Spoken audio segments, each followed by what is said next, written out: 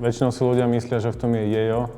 Dalo by sa to aj na to použiť, ale je to chili. Raz mi to aj zachránilo život, teda aspoň ja som presvedčený o tom, že mi to zachránilo život.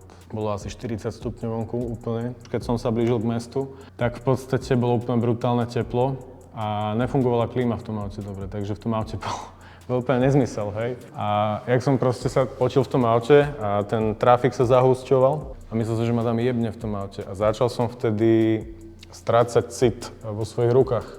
Ale mi také mravčenie šlo rukami a sa to posúvalo hore a hore. A som sa potiť začal som mnou klepať, som dostal taký tlak, som začal cítiť na hrudi a dostal som nejaký že ja idem dostať asi infarkt, alebo čo si vieš, že fakt ma tam ide vypnúť v tom aute. Tak som spanikáril úplne, že čo idem robiť. Začal som si schovať hodinky, nech mi ich neukradnú. Už som na takéto veci myslel, vieš, že keď ma niekto nájde tam vyklepaného v aute, takže nech ma neoberá, tak som začal si peniaze schovať, hodinky. Tak som si spomenul, že mám pri sebe chili a niekto mi hovoril, že chili v týchto, vtedy som si to nejako asocioval, niekto mi hovoril, že chili ti vie v tomto prípade otvoriť tie blood vessels aj všetko.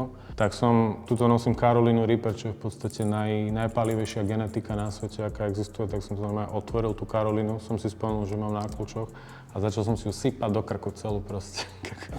Ma tam normálne začal oblievať pot z tej Karoliny a jak som si to vysypal celé do krku, spustil sa pot brutálne, začalo mi byť srdce, tak sa mi normálne po centimetri takto začal vrácať ten cit do rúk. A ja som normálne uveril v tom, že ja to asi idem prežiť, normálne.